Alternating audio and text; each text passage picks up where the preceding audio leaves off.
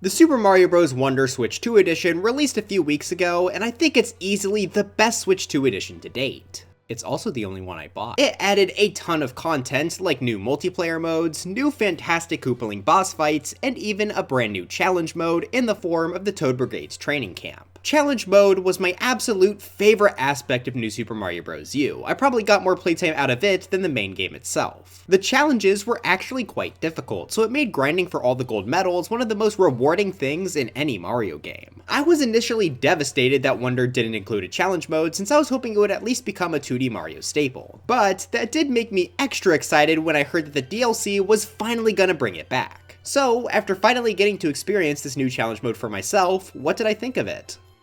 I mean, it's alright, like...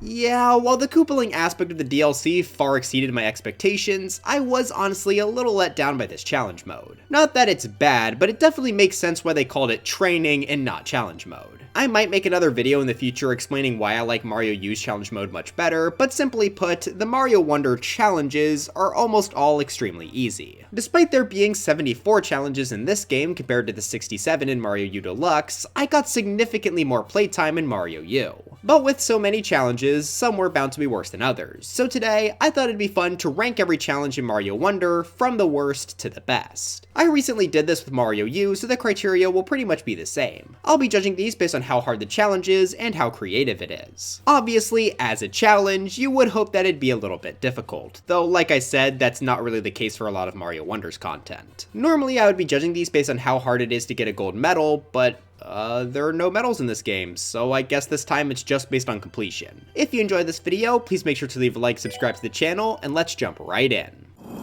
Now before we fully get into the list here, I'll be color coding each of the numbers again based on the different types of challenges. There are 5 listed challenge types in the menu, but in reality there are 7 different types of challenge parameters. Coin challenges will be yellow, Murder challenges will be green.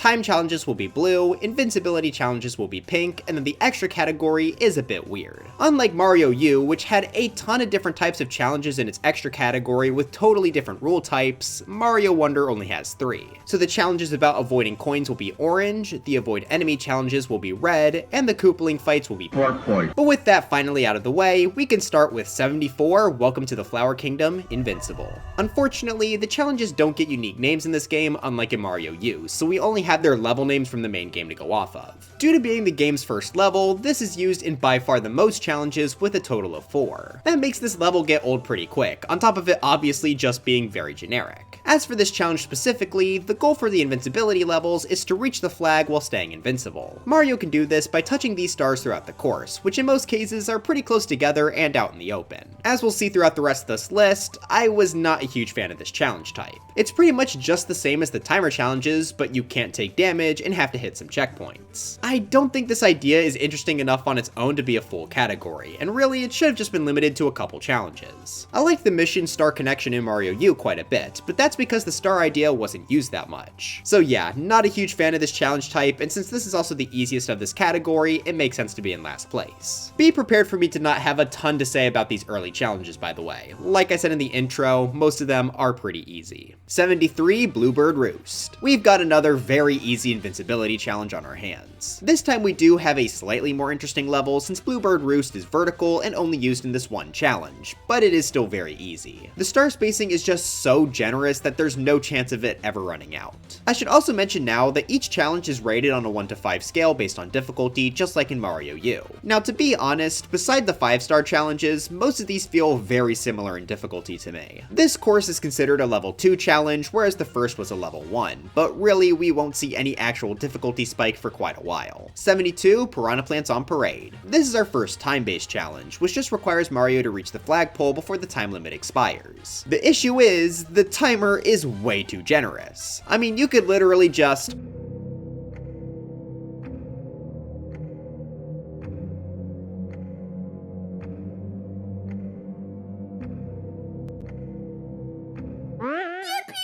even the easiest challenges in Mario U wouldn't let you stand still like that for full completion, so I think that really highlights how easy Mario Wonder is in comparison. Anyway, the reason I like this more than our last two is just because it uses the Jet Run badge, which is at least something fun to play around with. 71, Welcome to the Flower Kingdom, coins. Here we have our second challenge focused on the first level. This time we have to try and collect all the coins within the time limit. Being the very first coin challenge in the game, this is extremely easy to do, but I can at least appreciate that we are in the cloud portion of this level rather than the main course. 70, Nosher Lair. This is not only our first coinless challenge, but also the first 3-star challenge as well. The reason I'm putting this so low, despite its allegedly increased difficulty, is just because it's an auto-scroll level. If you all have watched any of my rankings before, you likely know that I do not like auto-scrollers. I just find them to be incredibly slow and boring, which is not usually something I want from a challenge course. Now I will say, there are a few difficult coins to avoid here, which makes me like this more than Mario U's coinless auto-scroller. It's also funny watching the Noshers eat the coins. Also, weird note before we move on, but for some reason, you can still collect coins and blocks during these challenges. It's literally only the coins in the course that you have to worry about. I just thought that was a bit strange. 69, Welcome to the Flower Kingdom, enemy avoidance. This time we have to go through the first level again, but without killing anyone. Aww.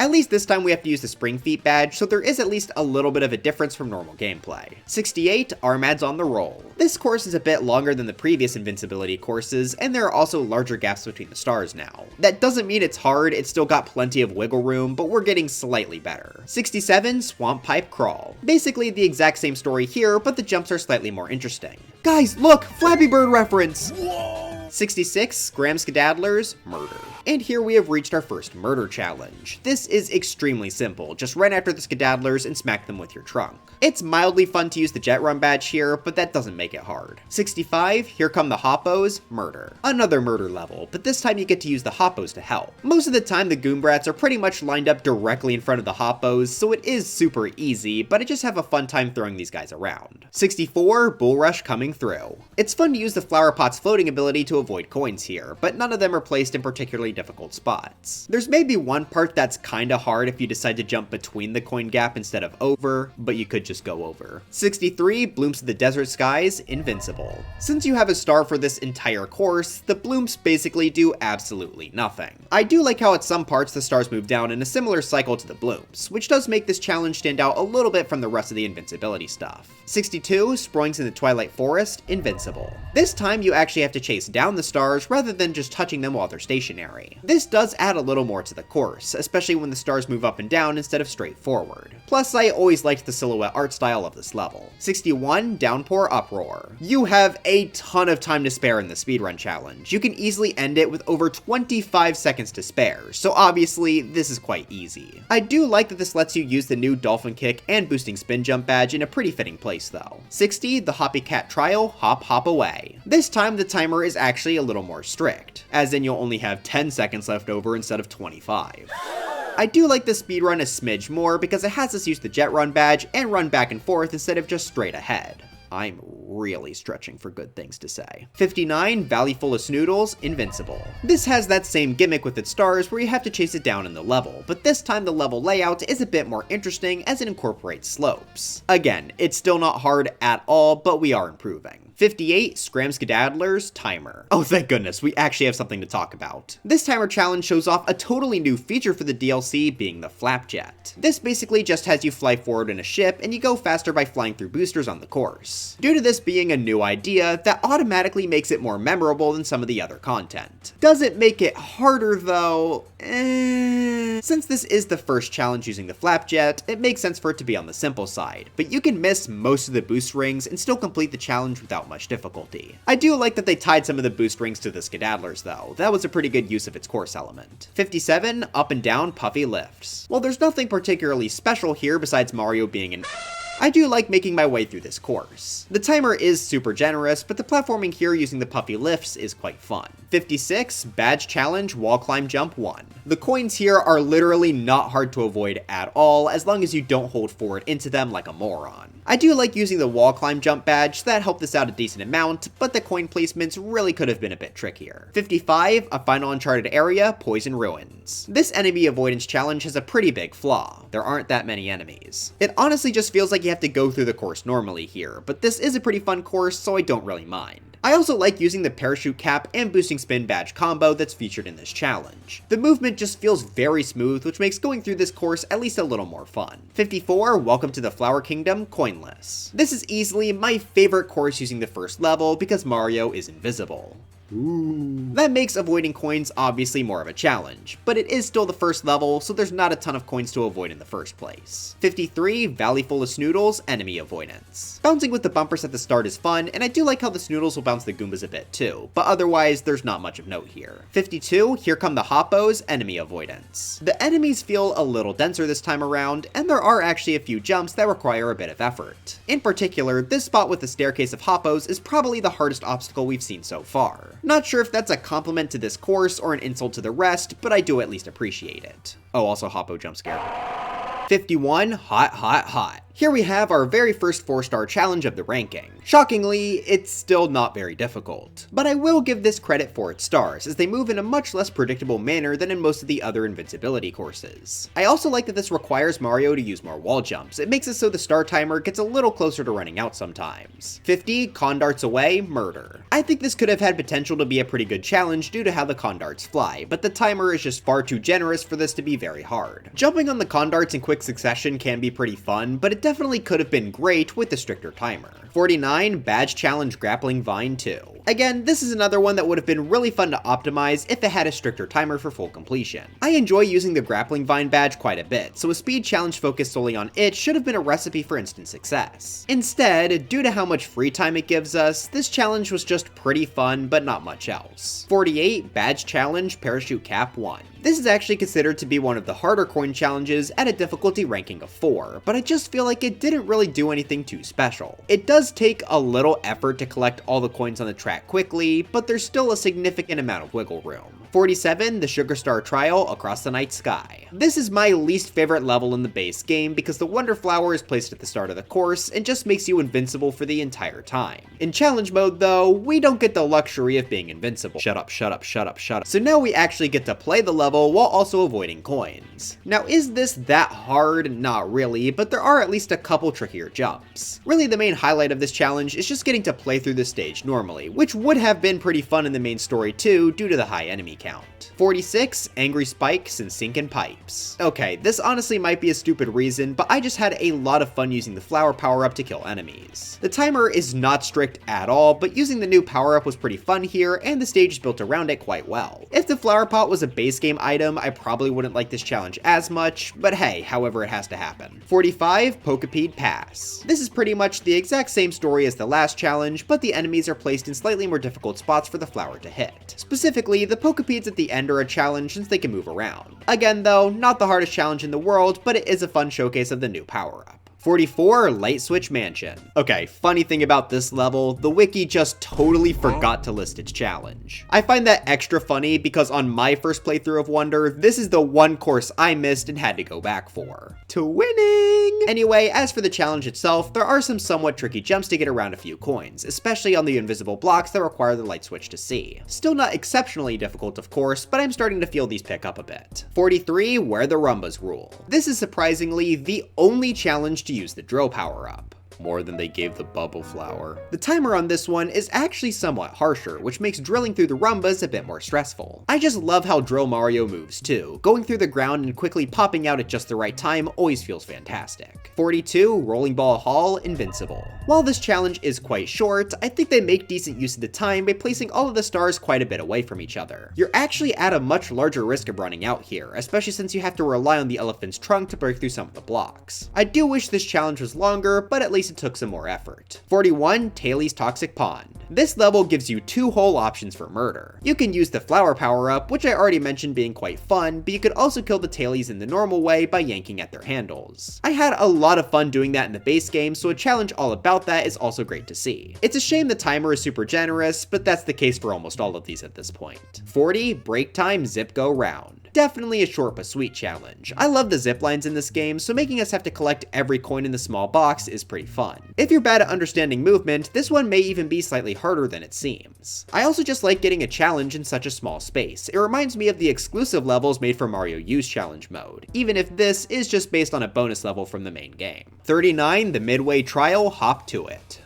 I haven't forgotten what you all said about this level title. Anyway, this is our first challenge to feature the brand new bouncy ball item. Like I said with the Flapjet, that automatically makes this challenge a bit more memorable. I also personally like using the bouncy ball more because the concept is very fun of being able to bounce all over the place. Now the issue with this challenge, as I'm sure all of you can guess by now, is that the timer is not very strict. Definitely not to the extreme of some of the other challenges though. Sometimes the bounce physics can trip you up and make you lose some time. That's especially the case near the end, where you have to try and jump through a set of spinning bumpers. 38, rolling ball haul, timer. This is probably the simplest of the bunch, just being a roller skate that lets you move along the ground faster. It's really fun using the bumpers and slopes across the course to gain speed, even if it's not totally necessary to complete the challenge. We do see a slightly stricter timer on this one compared to some of the last few, but really the existence of the roller skate is what's carrying it. 37, evade the seeker bullet bills. Literally.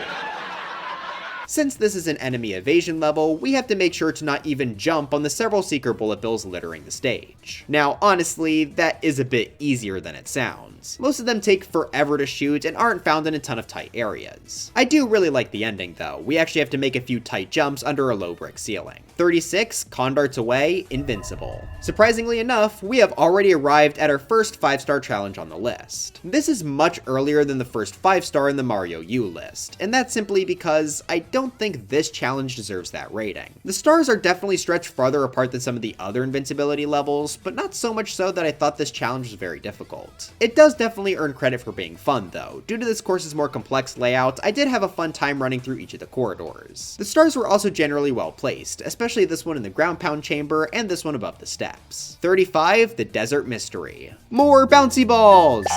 Using them to collect a ton of coins is just really fun. Not hard, but I did enjoy my time going through here. I also just liked allowing the coins to spin into me as I bounced in place. This is definitely my favorite 2-star difficulty challenge in the game. 34, cruising with linking lifts. It feels very clever to go through this course while jumping over the track rather than riding on the slow moving platform. Jumping across the blocks is pretty fun, especially since most of them are isolated by themselves. The flower power-up does make the jumps easier, but also not completely free. A few of the coins are even placed in some scary spots this time, making this challenge pretty decent all things considered. 33, Out My Way Valley. We are only just barely over the halfway point in the list, and we have already made it to the final invincibility challenge. Like I said, they're mostly lame. This one is pretty neat though. Not only are the stars placed far apart here, but some of them are even frozen. In order to get them, you have to use the fire flower to melt the ice block, which I think is a really cute idea. I also like that one of the other stars is riding on top of the ice block that some of the Out My Ways are kicking back and forth.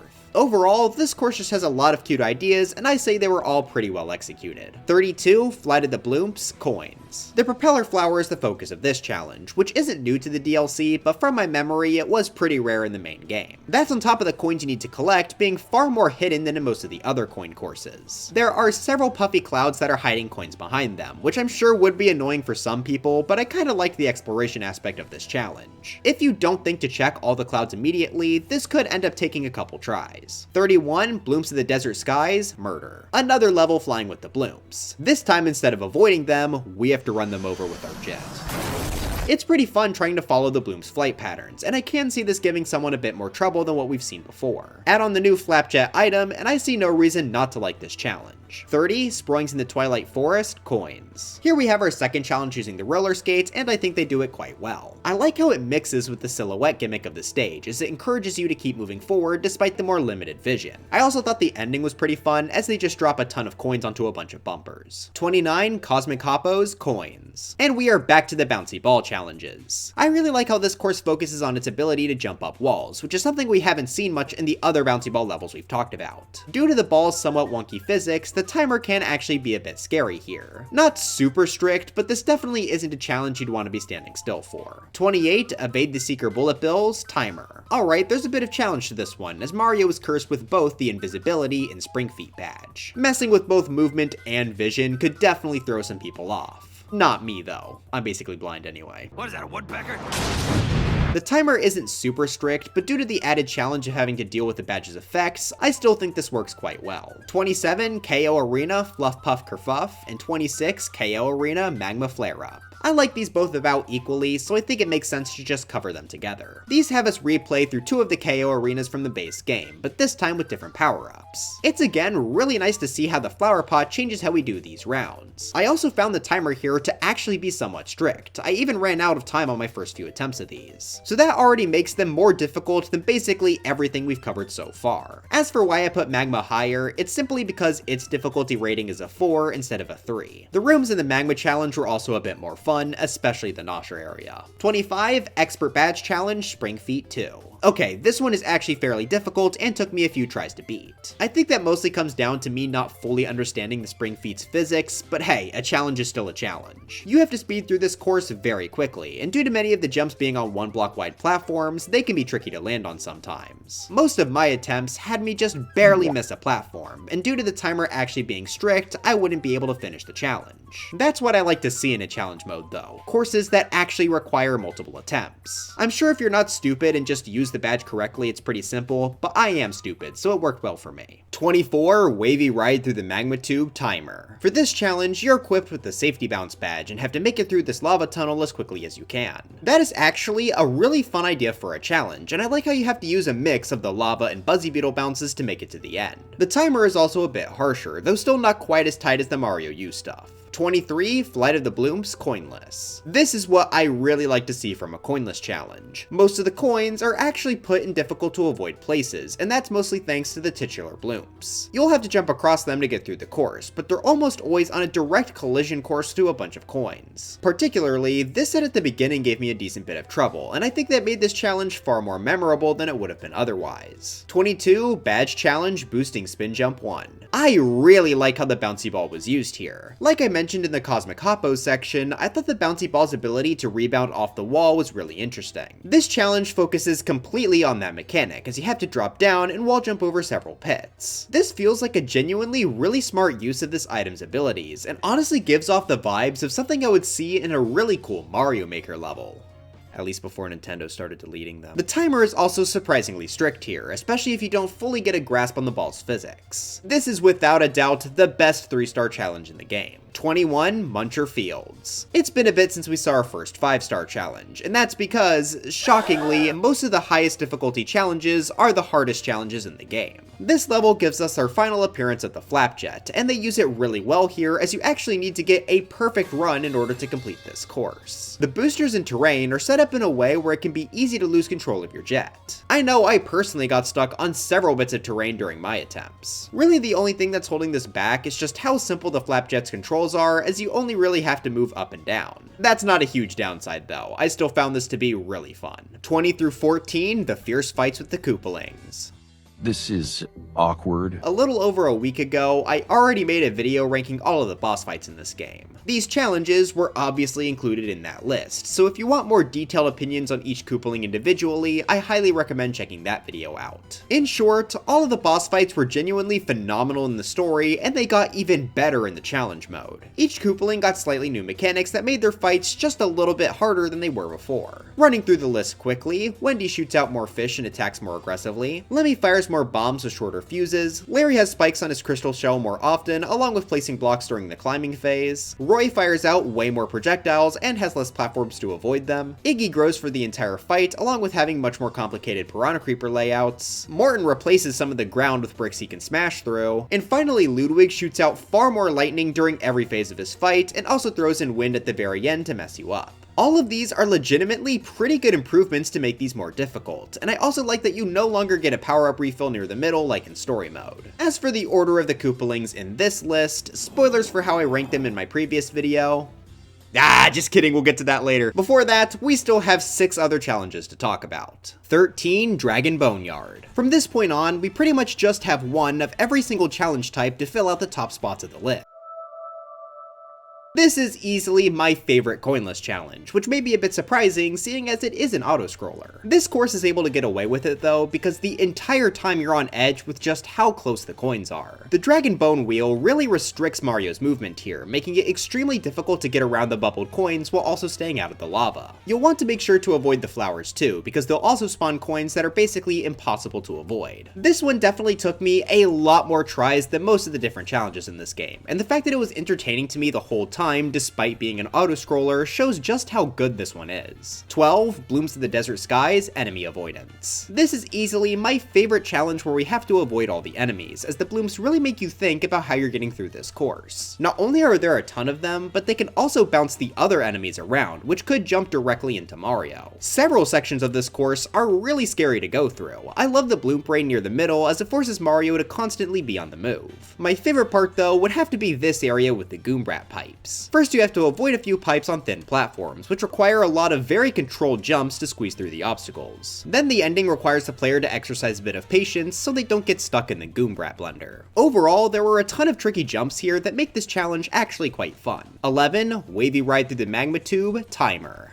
Again. This is the final timer challenge, and it's a repeat of another one we saw before, but it's even more difficult now. Instead of having the safety bounce badge, which helps to complete the challenge, Mario is now stuck with the spring feet badge, which is an active hindrance. Due to the lava on both the roof and the floor, you have to be extremely careful on where you land. I also like how you now have to rely purely on the Buzzy Beetles to get you across the course, instead of also having the safety bounce to rely on. It makes the course far scarier than it was before, and the timer is just as strict here as well. 10, Badge Challenge Parachute Cap 2. Here we have both our last 4-star challenge and our final bouncy ball challenge. Not our final murder challenge though.